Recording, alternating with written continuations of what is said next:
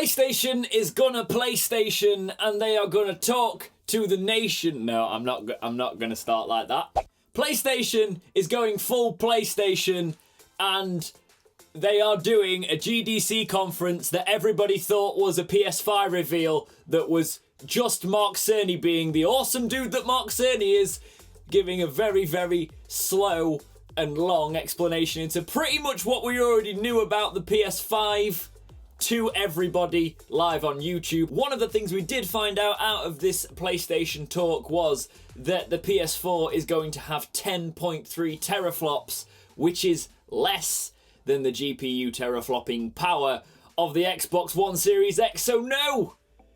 The PlayStation is no longer reigning supreme. I know there was their Xbox One X, but PlayStation, when they went against the Xbox One, they had the power advantage there. They used even more powerful memory, and their console had a longer life cycle, which is why I'm still on my base PS4. It gave some longevity to the console, and obviously 10.3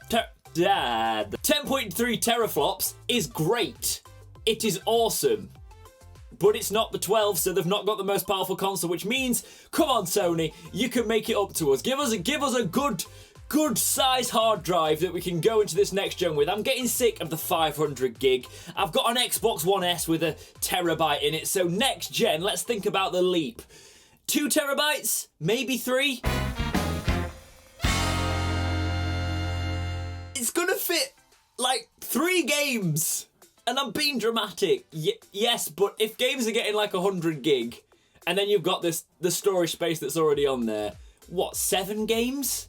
7 games for the next generation? Is that your generation, PlayStation? I'll tell you what, let's look at the positive. I mean, we're going to be able to play our PS2, PS3, PS4 games on the PlayStation 5. Yeah? We're going to play up to 100 PS4 games that were most played, but not all of them at launch. So we've not even got the current games that are coming out, and the current generation is not fully backwards compatible.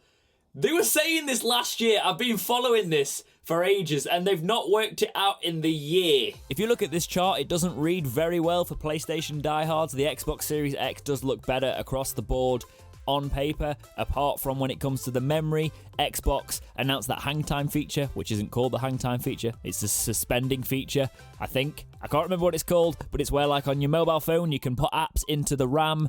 I think the PlayStation, if it can do something similar, it has the kind of same RAM capabilities, so we'll be seeing this sort of thing from the PlayStation if they can implement it. Software-based is a very different thing, but the hardware is there. It does look like the Xbox is splitting the bandwidth, though, on the memory, rather than just having the dedicated 16 gigs, so how that'll play out will be interesting over the time.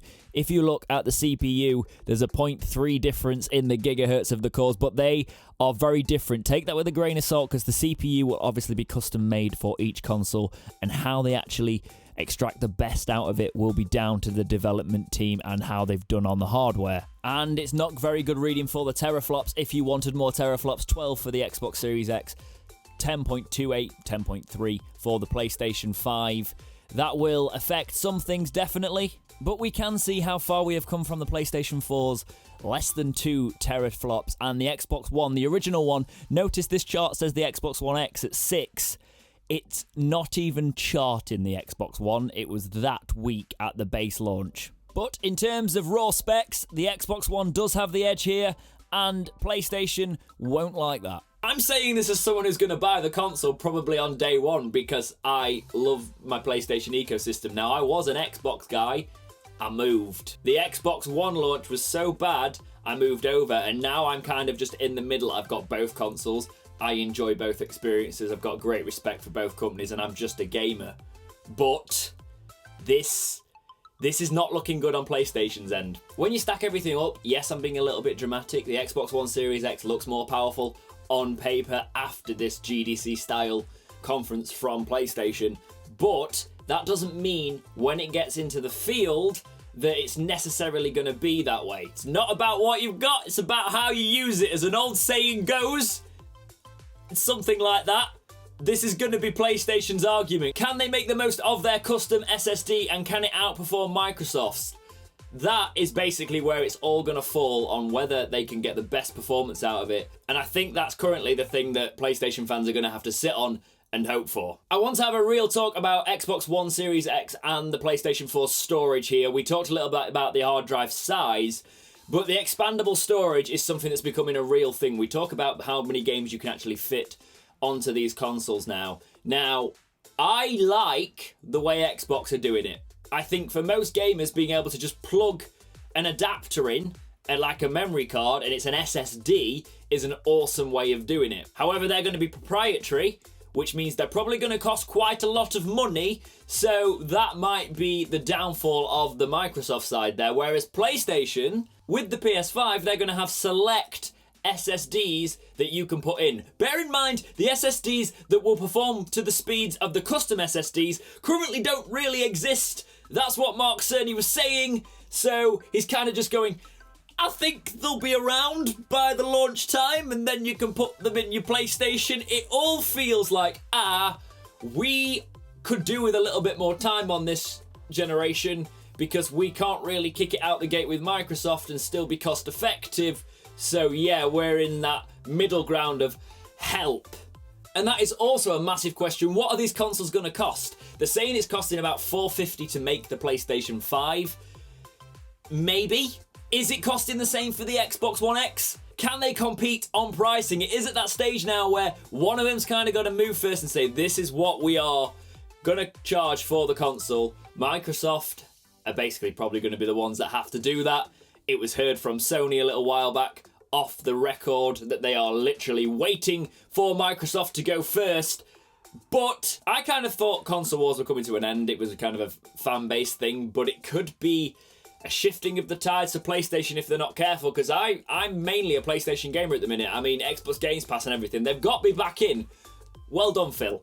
But I do a lot of my gaming mainly on PlayStation because that's where I started the generation, back in uni. So, I'm sorry, what you do in uni, if you're still in that generation, you're there. That's what you're going to be doing. But I like value for my money. If I feel like I'm going to get a lengthier experience and I'm not going to have to upgrade my console midway through with the Xbox One Series X, I'm going to go with that console at launch. If I feel like the PlayStation's going to have more longevity and more titles, I think that's where it's going to lie. It's going to lie in the games. It's not all about power.